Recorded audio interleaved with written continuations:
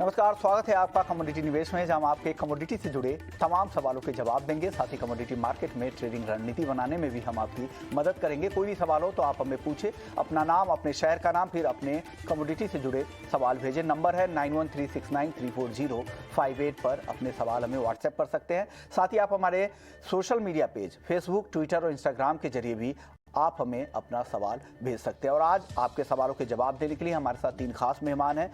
जिगर धर्मशी हैं मोतीलाल ओसवाल से, अजय केडिया हैं केडिया कमोडिटी से, और जी चंद्रशेखर जी हैं कमोडिटी गुरु और जाने माने कमोडिटी एक्सपर्ट है। चलिए आगे बढ़ते हैं और सबसे पहले आज हम बात करेंगे कॉटन की, क्योंकि कॉटन को लेकर अहम डेवलपमेंट हमने देखा था कि वीकेंड पे जिस तरह से खबर आई, उसके बाद कॉटन वायदा जो जनवरी ऑनवर्ड जो शुरू होने वाले हैं उस पर फिलहाल 1 महीने के लिए सस्पेंशन आ गया है। वो 1 महीने तक वहां पर ट्रेडिंग नहीं होगी। नए नियम आने के बाद से कॉटन वायदा में ट्रेडिंग होगी। उसके अलावा लेकिन कॉटन मार्केट को लेकर बैलेंस शीट क्या है, किस तरह की स्थिति है उत्पादन को लेकर, नए सीजन में किस तरह का उत्पादन होगा, क्लोजिंग स्टॉक और ओपनिंग स्टॉक की क्या स्थिति होगी, क्योंकि ग्लोबली भी स्थिति अच्छी नहीं है। मिलों की डिमांड कम है, तो क्या नवंबर दिसंबर से जब डिमांड वापस लौटेगी तो क्या इस समय हम नॉर्मल स्थिति में रहेंगे। तमाम मुद्दों पर चर्चा करते हैं। सबसे पहले चंद्रशेखर सर आपसे ही बात करेंगे, कॉटन को लेकर मार्केट में क्या स्थिति है, क्या लग रहा है नए सीजन में उत्पादन कम रहेंगे जैसा इस साल हुआ। शुरुआत में तो हमें लग रहा था कि 350 लाख गांठ से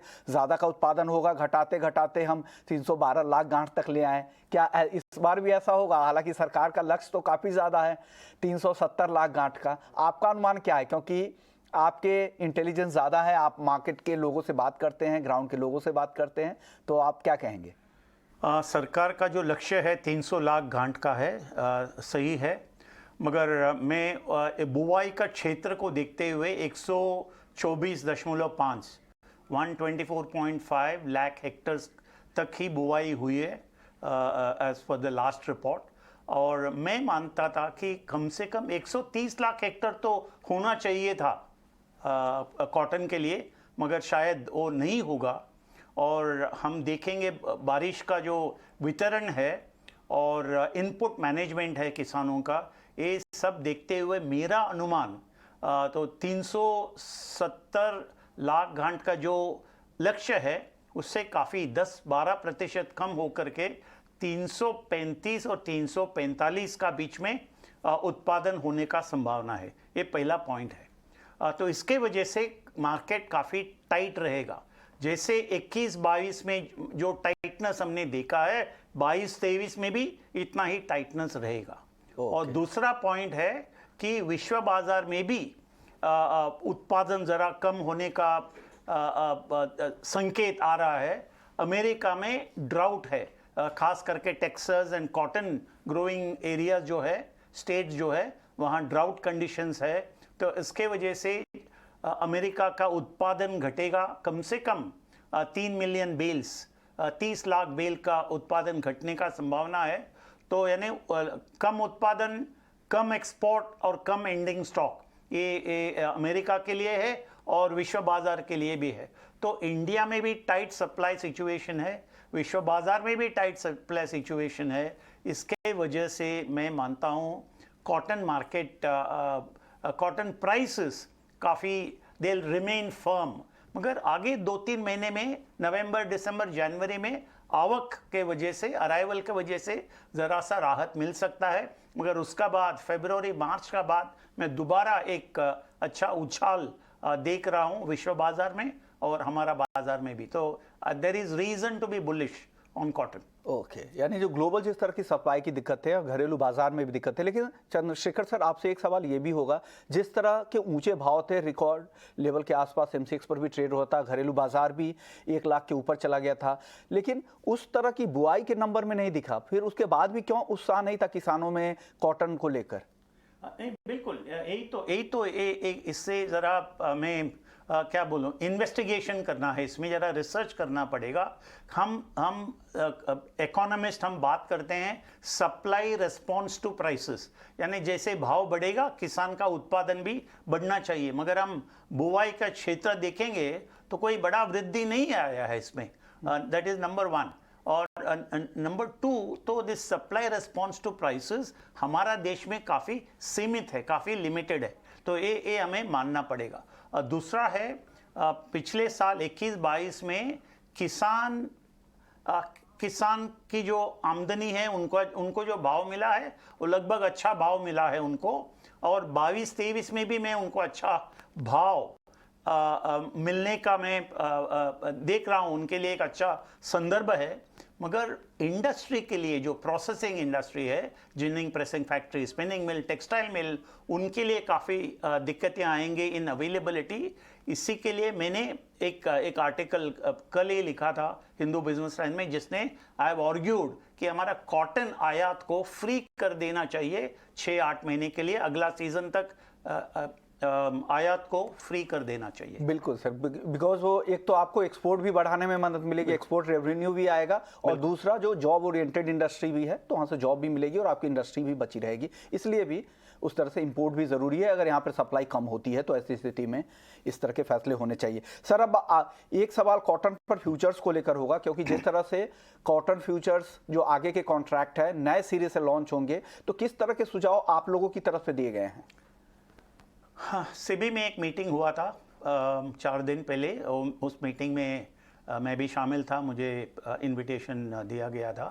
तो अभी एक कमिटी, एक प्रोडक्ट एडवाइजरी कमिटी एक बनाएंगे MCX में, और उसमें सभी स्टेक होल्डर का जो इनपुट है वो लेकर के वो जनवरी का जो नया कॉन्ट्रैक्ट बनेगा उसमें कोई बड़ा फर्क नहीं आएगा। अभी जो एग्जिस्टिंग कॉन्ट्रैक्ट है उससे मे बी सम, क्या बोलते हैं उससे अंग्रेजी में, ट्वीकिंग, ये छोटा मोटा ट्वीकिंग हो सकता है उसमें, और फिर लॉन्च होगा। मगर सभी स्टेक होल्डर जो है, यानी यूजर इंडस्ट्री, स्पिनिंग मिल्स है, टेक्सटाइल मिल्स है, अपैरल एक्सपोर्टर्स है, वो सबको मिल करके बातचीत करके एक स्टैंडर्ड कॉन्ट्रैक्ट टर्म्स बन जाएगा, और ये सितंबर महीने में ही फाइनलाइज होने का उम्मीद है।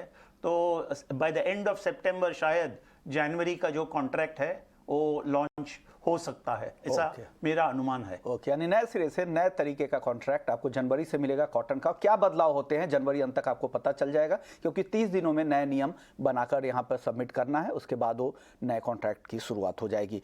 कॉटन मार्केट को लेकर आपका आउटलुक क्या है, केडिया जी? नमस्कार। नमस्कार। डेफिनेटली जैसे चंद्रशेखर सर ने कहा, तो ओवरऑल जो फंडामेंटल है वो काफी मजबूत है। हम 22-23 में भी देख पाएंगे डोमेस्टिक मार्केट में, नो डाउट उम्मीद थी कि ऊंचे भाव को देखकर सोइंग जबरदस्त होनी है, बट अदर क्रॉप्स की भी अगर हम बात करें तो यहाँ पे हमने देखा उनके भी ऊंचे भाव थे, जिसकी वजह से कोई मटेरियल बड़ा शिफ्टिंग नहीं हुआ। सेकेंडली, फार्मर के दिमाग पे दो चीज और है, एक तो कॉस्ट जो बढ़ी है, पिछले जो इनपुट कॉस्ट की अगर हम बात करें वो काफी बढ़ी है, तो वो भी एक कटलमेंट था।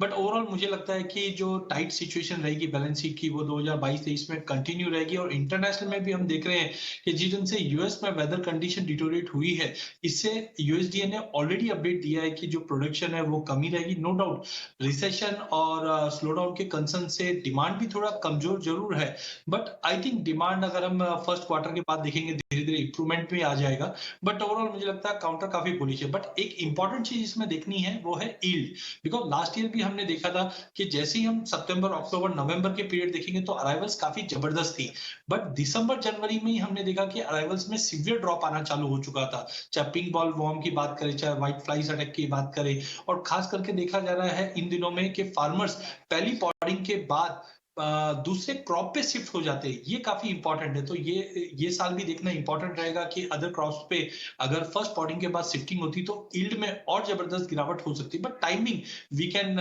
कैरी ऑन के 370-375 का जो एस्टिमेट्स है इनिशियल प्रिलिमिनरी, उसको लेकर भी चलते हैं तो टाइट सिचुएशन रहनी है, जिसका सपोर्ट प्राइजेस पे कंटिन्यू मिलता हुआ दिखेगा। खाली अक्टूबर नवंबर में मुझे लगता है अराइवल प्रेशर की वजह से थोड़ा रिलैक्सेशन मिल सकता है, बट ये टेम्पररी रहेगा, आगे ध्यान तेजी का ही है। चलिए, यानी एक्सपर्ट्स का यही मानना है कि अक्टूबर जो नए सीजन होंगे, अराइवल का सीजन शुरुआती दौर में हो सकता है कि करेक्शन दिखे, लेकिन आगे टाइट सप्लाई होगी और उसका उस वजह से दाम आगे फिर से बढ़ेंगे और फरवरी ऑनवर्ड्स फिर से तेजी दिखेगी एक बार से कॉटन में। चलिए आगे बढ़ते हैं और बात कर लेते हैं नॉन एग्री मार्केट की। गोल्ड और सिल्वर पे सबसे पहले नजर डालेंगे। आज फिर से काफ़ी कमज़ोर दिख रहा है, 50,900 रुपये के नीचे आ गया है। जिगर धर्मशी, आपको क्या लग रहा है गोल्ड में कितनी गिरावट यहाँ से और आएगी गोल्ड में, जहाँ पर एंट्री का मौका मिलेगा? Good evening. सी मुझे लगता है कि गोल्ड में अभी भी थोड़ी गिरावट है, और जब से हमने देखा है कि जिस तरह से इन्फ्लेशन कंसिस्टेंट हायर लेवल्स पर रहेगा ग्लोबली मेजर इकोनॉमीज में और जैक्सन होल में जिस तरह से बताया गया है कि रेट हाइक्स और भी कंसिस्टेंट हायर लेवल्स पे रहेंगे, एग्रेसिव रहेंगे, तो इसकी वजह से प्रेशियस मेटल्स में काफी ज्यादा गिरावट है। हमने देखा था डॉलर इंडेक्स में तेजी है कि हालांकि थोड़ा रिवर्सल जरूर आया है, बट ओवरऑल प्रेशियस मेटल्स में मुझे लगता है कि अभी भी थोड़ी साइडवेज टू नेगेटिव मोमेंटम रहेगा। बट जो ट्रेडर्स के लिए रिकमेंडेशन रहेगा, मुझे लगता है कि टेक्निकली थोड़ा प्राइसेस अभी 800 के करीब सपोर्ट ले रहा है, तो मुझे लगता है कि अगर आज के सेशन में किसी को ट्रेड लेना है तो 50,775 का लेवल अगर ब्रेक करता है तो ही हमें सेल के लिए जाना है, अदरवाइज वेट करना है। अगर वो लेवल्स ब्रेक होते हैं तो 50,500 से 400 तक के लेवल्स आते हुए दिख सकते हैं। चलिए, एक दर्शक है, उनका सवाल है, दीपक वैष्णव है चित्तौड़गढ़ से। इनका सवाल था, अजय केडिया जी से सवाल है कि ग्वार सीड में आगे क्या रुझान रहेगा। केडिया जी, क्या लग रहा है ग्वार सीड में? काफी गिर चुका है, अगर अप्रैल के हाई से बात करें तो 30 से 35% तक की गिरावट आ चुकी है। क्या लग रहा है अब यहाँ पर? डेफिनेटली अगर गवार की बात करें तो हमने इस बार ऊंचे भाव के चलते स्विंग जबरदस्त होते हुए देखी है। माना यह जा रहा है जो 55-60 लाख बैग का प्रोडक्शन था पिछले साल, उसके मुकाबले इस बार लगभग डबल, करीबन 1 करोड़ के आसपास का प्रोडक्शन रहेगा, जिसके चलते हमने अप्रैल ऑनवर्ड्स ही देखा था कि प्राइजेस में दबाव था। मानसून भी काफी एक्टिव रहा और एरिया में स्विंग भी अच्छी हुई है, जिसकी वजह से दबाव था। नो डाउट टेक्निकली अगर चार्ट्स पे देखें तो काफी ज्यादा ओवरसोल्ड जोन में पहुंच चुके थे भाव, जिसकी वजह से पिछले 2-3 दिनों में हमने प्राइजेस में रिकवरी आती हुई देखी। बट ये टेम्पररी रहेगा, नो डाउट। नया माल आने में 15-20 दिन, महीने भर का टाइम है। बट ओवरऑल मुझे लगता है कि फंडामेंटल साइड कोई बड़े अट्रैक्टिव लेवल्स नहीं है मार्केट के अंदर, बट टेक्निकली थोड़ा बाउंस हम देख सकते हैं। बट अक्टूबर ऑनवर्ड्स एक क्लियर पिक्चर मिलेगा कि क्रॉप साइज कैसे क्या रहेगा। दर्शक प्रशांत कांबे है अकोला से, सितंबर के लिए कॉटन केक का ऊपरी और निचला स्तर दोनों जानना चाह रहे हैं। क्या रेंज रहेगा सितंबर वायदा में, केडिया जी? देखिए, अगर हम सीजनैलिटी की बात करते हैं तो पिछले 8 साल में सितंबर महीना कभी भी पॉजिटिव नहीं रहा है कॉटन सीड ऑयल केक के लिए। रिसेंटली भी हमने देखा प्राइजेस में उछाल जरूर आया था, बट 2800 के ऊपर प्राइजेस सस्टेन नहीं कर पा रहा है। तो आई थिंक अगर पूरे सितंबर मंथ की बात करें, इनकेस अराइवल्स में थोड़ा डिले होता है तो वो एक सपोर्ट मिल जाए। बट आई थिंक 2800 का वर्स्ट लेवल है जो हायर साइड में देख पाएंगे। बट लोअर साइड में मुझे लगता है 2500-2550 तक के भी लेवल हम देख पाएंगे। अराइवल प्रेशर की वजह से मार्केट सितंबर मंथ में दबाव में रहेगा। हमारे साथ मयूरेश हैं, सितंबर सीरीज में नेचुरल गैस क्या 860 रुपए तक जा सकता है? क्या लग रहा है एक्सपायरी तक 860 का लेवल दिखेगा? मैं जिगर जी, मुझे लगता है कि नेचुरल गैस में जो भी गिरावट आई है वहां से एक पुल बैक या रिकवरी का मोमेंटम जरूर से रहेगा, बट मैं 860 का लेवल तक नहीं एक्सपेक्ट कर रहा हूँ। मुझे लगता है कि 790 से 805 यहाँ तक ही प्राइस का जो अपसाइड है वो लिमिटेड रहेगा। तो यस, बायस जो है वो यहाँ से खरीदारी जरूर से आ सकती है, वॉलेटिलिटी काफी हाई रहेगी, बट अपसाइड लिमिटेड रहेगी, जैसे मैंने कहा 790 805 तक के लिए। सर, नेचुरल गैस पर आपका भी शेखर सर, जिस तरह की, हालांकि 2 दिनों में यूरोप के गैस में देखा काफी गिरावट आई, चाहे वो यूके गैस हो, यूरोप गैस हो, काफी गिर चुका है। क्या लग रहा है इन स्तरों पर क्या होगा? बिल्कुल बिल्कुल। यूरोप में तो नेचुरल गैस का भाव टूट चुका है लगभग, तो 20% तक। तो उसका असर हमारा मार्केट में ज़रूर दिखेगा, क्योंकि जर्मनी में उनका जो स्टोरेज लगभग 90% से ज़्यादा है अभी, उनका पास स्टॉक। और उन्होंने अभी they are slight moving away natural gas से, they are moving away to oil and to other renewables वगैरह। तो इसमें अभी नेचुरल गैस ज़रा सा प्रेशर में रहेगा मेरा अनुमान में, आगे जा कर के सितंबर अक्टूबर में। बाद में फिर हमें देखना पड़ेगा ये जो रशिया यूक्रेन वॉर क्या सिचुएशन है वगैरह, मगर एट द मोमेंट ज़रूर नेचुरल गैस प्रेशर में है ज़रा सा, और उसका रिफ्लेक्शन हमें हमारा मार्केट में दिखाई देगा। ओके, चलिए अब अगले दर्शक है, गुगले हैं महाराष्ट्र से। इनका सवाल भी क्रूड और नेचुरल गैस पर ही है। क्रूड इनके पास 3 लॉट है 7,675 पर, और नेचुरल गैस 2 लॉट है 751 रुपए पर। दोनों लॉन्ग पोजीशन है। केडिया जी, क्या सलाह देंगे इनको क्रूड और एनजी में? देखिए, सबसे पहले कच्चे तेल की अगर हम बात करें तो ईरान के प्रोडक्शन की अनसर्टेनिटी की वजह से हमने प्राइसेस में एक अच्छा खासा उछाल आते हुए देखा, और लगभग कल के सेशन में हमने 7750 7800 के लगभग प्राइसेस जाते हुए देखा। आज प्योरली इंट्राडे के लिहाज से मुझे लगता है कि आज और कल छुट्टी का माहौल है डोमेस्टिक मार्केट में, जिसके चलते प्राइसेस में थोड़ा पुल बैक मिल सकता है। जो 74 74.50 तक का लेवल मिल जाए तो टेम्पररी कल की बड़ी तेजी के बाद आज थोड़ा फॉल बैक है नीचे, बट ओवरऑल मुझे लगता है कि जिस ढंग से सऊदी या ओपेक प्लस ने जो स्टेटमेंट दिए हैं कि हम प्रोडक्शन कट कर सकते हैं, तो उसका ओवरव्यू जो मिलना है वो सितंबर की ओपेक की मीट में मिलना है, तो कोई बड़ा फ्री फॉल जैसा सिचुएशन नहीं है। टेम्पररी एक कल की तेजी के बाद पुल बैक है जो 74.50 तक का लेवल दिखाकर वापस तेजी में आएगा। वहीं नेचुरल गैस में मुझे लगता है कि इंपॉर्टेंट अपडेट हमें यूरोप से देखना है। जिस ढंग से हमने देखा कि रिसेंटली जो स्टोरेज कैपेसिटी वो काफी हद तक बढ़ चुका है, उसकी वजह से यूरोप गैस में गिरावट है। साथ में कोल पे उन्होंने शिफ्टिंग की है जिसकी वजह से भी गिरावट है, बट ये टेम्पररी फिनोमिना रहेगा बिकॉज विंटर और साथ में यूएस के अंदर जो हरिकेन सीजन है, यहाँ पे हम देख रहे हैं अगर प्रोडक्शन डिस्टर्बेंस होता है तो कहीं ना कहीं प्राइसेस फिर से $10 के ऊपर जा सकती है। तो कच्चे तेल में तो मुझे लगता है थोड़ी पुल बैक के बाद तेजी मिलेगी, बट नेचुरल गैस में मुझे लगता है कि कोई बड़ा फॉल नहीं रहेगा जब तक प्राइसेस 690 के ऊपर मेंटेन है। आई थिंक 770 780 का लेवल आराम से अगले 2-3 सेशन में दिखा सकता है। चंद्रशेखर सर, आप क्रूड पर कुछ कहना चाहेंगे? अगले हफ्ते एक अहम बैठक भी है ओपेक प्लस की, क्या कुछ हो सकता है? 5 तारीख को ओपेक का बैठक है, 5 सितंबर को। सऊदी का मिनिस्टर ने तो 2-4 दिन पहले ही बताया था कि वो और भी उत्पादन में कटौती कर सकते हैं, मगर जब ब्रेंट $100 का आसपास है तो मुझे लगता है कटौती they will not cut production, ऐसा मेरा अनुमान है, क्योंकि जस्टिफिकेशन उसके लिए कोई जस्टिफिकेशन नहीं है। मगर एक बुलिश फैक्टर ये है लिबिया जो 12 लाख बैरल प्रतिदिन उसका उत्पादन और एक्सपोर्ट है, वहाँ there are political civil unrest है। ट्रिपोली में कुछ उनका कैपिटल है, वहाँ भी there are some internal problems. तो क्या लिबिया से जारी रहेगा सप्लाई, इसमें एक प्रश्न चिन्ह है। तो लिबिया से समझो रुक गया एक्सपोर्ट, तो वो एक काफ़ी बुलिश सिग्नल इस मार्केट को हो सकता है। तो इसमें क्या है कि it's a fight between the bulls and the bears in some way. तो काफ़ी अनसर्टनिटी है। मैं मानता हूँ इस अनसर्टनिटी में किसी को कोई लंबा पोजीशन नहीं लेना चाहिए, क्योंकि हमें पता नहीं अक्टूबर में या नवंबर में क्या होगा।